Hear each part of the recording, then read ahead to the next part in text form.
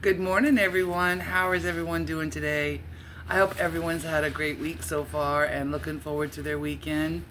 Um, I woke up this morning and, of course, I have my morning coffee. I'm drinking the rest of it with y'all. And I always read and take a chance to give my quiet time to God in the morning. So this morning, I prayed and I was asking Him, what He had in store for me today. And every morning when I read the Bible, I don't just pick up a Bible and start flipping through it. I pray over it and I ask God to speak to me. And what I'll do is I'll hold my Bible and I'll let it open. And wherever it opens and my eyes fall, I'll read that. Well, I was lucky enough that when I was sick with cancer, my aunt had bought me this little book called Jesus is Calling, and it's by Sarah Young, and it's got a daily inspirational quote in it along with some Bible verses. And I'm going to read this morning's to you because he talked directly to me this morning, and it was like, okay, this is what you want, and I'm willing to do whatever it takes to make you happy. So for today, September 20th, it says, try to see things more and more from my perspective. Let the light of my presence so fully fill your mind that you view the world through me. When little things don't go as you hoped, look to me lightheartedly and say, oh well. This simple discipline can protect you from being burdened with the accumulation of petty cares and frustrations. If you practice this diligently, you will make a life-changing discovery. You realize that most of the things that you worry are not more important. If you shrug them off immediately and return your focus to me, you will walk through your day with lighter steps and a joyful heart. When serious problems come your way, you will have more reserves for dealing with them. You will not have squandered your energy on petty problems. You may even reach a point where you can agree with the Apostle Paul that all your troubles are light and monetary compared to the eternal glory being achieved by them. So I know I'm guilty of it, and I'm sure everyone else is guilty of it. I mean, I'm still guilty of it, worrying about what's happening in the world and my house and things that are falling apart, and I don't have the resources to get them fixed right now. And it is worrisome, and you do worry about them.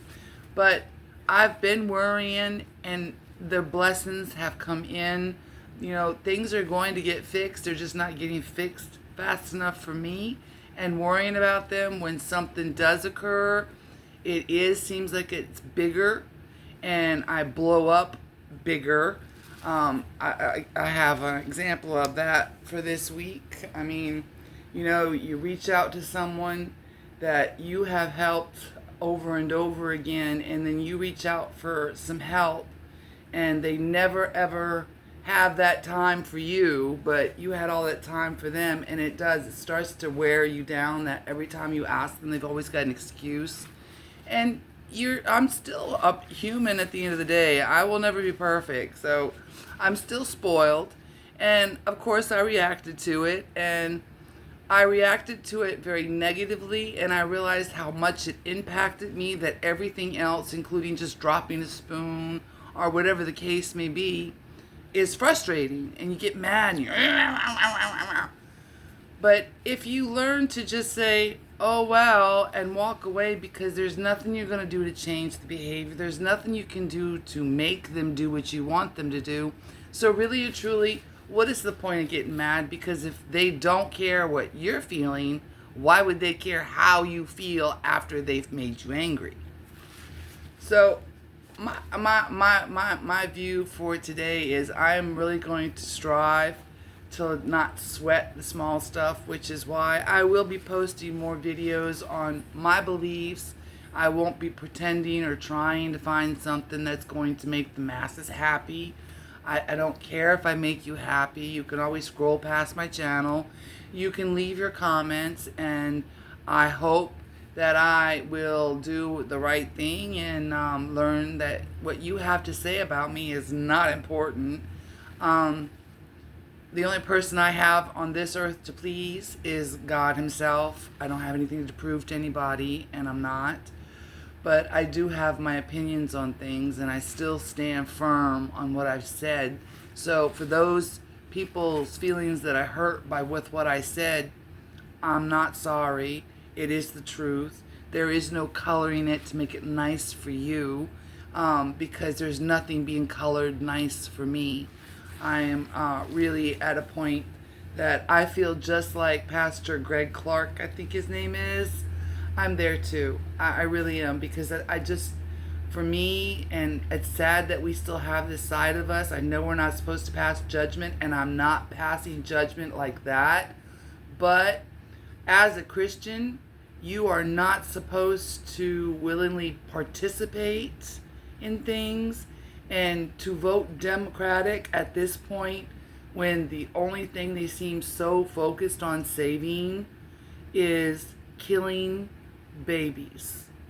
That's what it is. And protecting the ABCs of the new LGBT.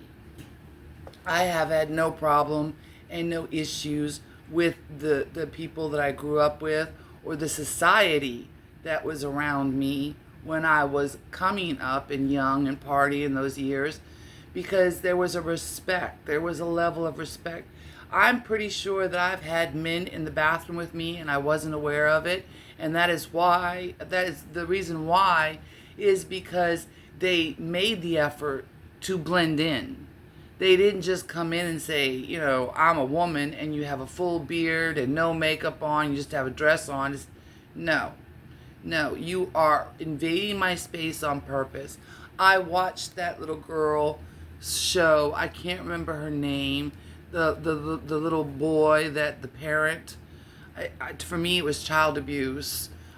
She made her a little boy, a little girl, and I was watching his struggles, and he looked just like a little girl, and I felt sorry that he couldn't play in the sports, and he couldn't do those things, and everybody's like pushing for it. And at one time I can remember thinking, well, what's the problem? Why can't he? And I know why he can't. He is not meant to play with us, because he does have more strengths than we have. When God made man, He made man to take care of his family, to be the protector of the family. So he's built for protection and to take care of. That means he's out there working harder than we are supposed to work. We're meant to be inside the house. We are meant to keep it clean, take care of the children, and take care of our men.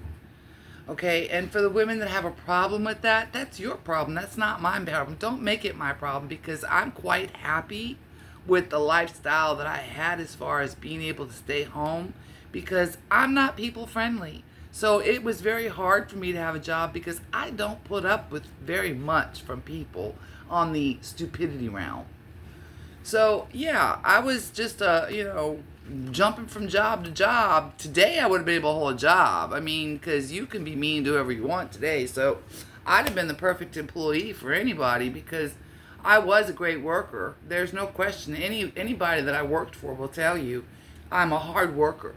But this didn't know how to behave or act when I would have ignorance in my face. So that had a lot to do with holding me back, and the things that in life that I never got to move forward, because I always had this attitude, this indignant attitude. And today I find myself, instead of wanting to jump at people, I want to guide them. I want to tell them, look, there's no reason you have to be this way. You really don't know what the next person is dealing with in their mind. You just don't. And even though I am 100% against the Democratic Party of today and their policies, I pray for them every night, because I don't want anyone left behind. I really don't want to see anyone face the judgment that's coming. It's not going to be fun. It's not going to be pleasant. And you're going to spend an eternity in misery if you don't fix it today. So I know that it's my job, and it's what God wants, to give people advice and help them come to him and see him for the true miracle he is. And God is a miracle. I don't want to hear, oh, but I can't. Yes, you can. Yes, you can. Because I had never known a day of hate. Waking up, I never knew a day without hate in my heart, hate in my soul, hate on my brain, revenge, just resentment. And I mean, I can tell you one story I can share for sure. My youngest daughter, his mother hated me. She really did. She still hates me to this day. But she took my daughter from me, and she kept my daughter from me, and she raised my daughter to hate me. And I hated her for so many years, and I really do believe that God shrouded that woman from my eyes, because I live in the same area and I've never seen her. I've never run into her. And I always maintained, oh, if I ever see her, I'm going to punch her in the nose, because the court system let me down. They allowed her to do it. They never did anything to her for breaking the law as far as not obeying what the judge had put in place, because she didn't. And I had so much hatred, and so I couldn't forgive her. I couldn't forgive her. Every time that me and my youngest would try to reconnect, it would never work out, because the resentments were there, and I wanted her to feel the way I felt. I wanted her to hate them for what they had done, because I couldn't wait to tell her what her family had done, thinking this is going to be the magic one. This is going to be the one that I'm going to get my revenge on, because she's going to find out what they're like, and she's not going to like them. And when she didn't do that, it made me even more angry, more resentful. And the hate, I woke up with it, I went to bed with it, I laid in bed with it, while the woman that I was hating was living her life. She didn't care. She got exactly what she wanted. And to be able to sit here today and tell you that if I saw her in public today and I walked up to her, it would not be to punch her in the nose. I could really put my arms around this woman and tell her that I forgive you and I'm praying for you. And I mean it. I do pray for her, because she still doesn't like me to this day. I never did her anything. She didn't like me on sight. But I can say, I can pray for this woman, and it doesn't bother me. Her actions don't bother me, because I know that God had a plan in all of that heartbreak. And the plan was probably that someone somewhere out there can hear that you can't say you can't forgive. Because if I can forgive something like that I never thought I could, then you can absolutely forgive anything. And I do mean anything. And I'm not saying that it just goes away. You still remember. You still think about it every now and then. And when you think about it and you start to feel that little, all you do is you pray. And you say, God, take it away. It's not important. It's not relevant in my life, because you're going to take care of me in the end. I know. So I don't gloat anymore if someone that I don't like gets some kind of karma. There's no gloating. Why do you want to gloat? Because when you gloat, you're sinning and you're going to get karma as well. So be kind to each other. And again, don't look at it as people are because if both sides, Republican and Democrat, and even the far left and the far right, if we could just sit down at a table and we could just talk, not about politics. Don't even bring politics in. Just sit down and laugh and talk, and not try to micromanage words. Just be civil with each other. We would find out that we all really want the same things in life, but we all have a different perspective of how we see things. And I understand that a lot of people that are out there crying, well, we're in danger, I'm sure that you feel like you are. Just like people that did not go through that kind of stuff, they went through a whole nother thing that's similar to what you're going through, but it was from another's perspective. Everybody has got their dealings. Everyone is going through something. Everyone has been persecuted. Everyone has been treated badly by people in general. You just happen to find the right people to listen to you because it fits a narrative to get voters voting. That's all you are. You're just a tool. You're nothing more than that. You have to think about your American brother and sister. You have to think about your brother and sister in Christ. You can't tell me that you love America and you're going to vote for a Democrat. Because the particular Democrat that you are voting for this term, she hates America. It's shown in everything she has done in the last 8 years being a mean Democrat. She is a very mean Democrat. And for people to be voting from your feelings instead of looking at the big picture, look at her policies. Her policies came out. The only thing that she's focused on protecting is killing babies. That's the number one priority for the Democrats right now, is baby killing. The second is the I want to call them the Sodom and Gomorrah of the Rainbow Tribe.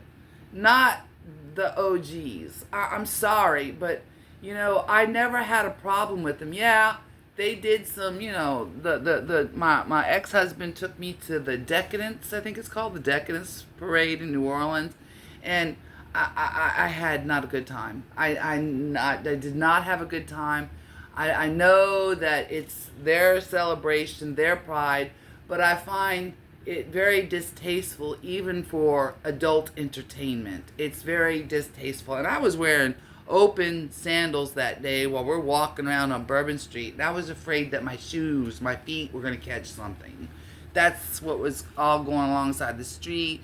It wasn't a nice sight to see. I told them that night I would never go back to another one. Don't invite me to one.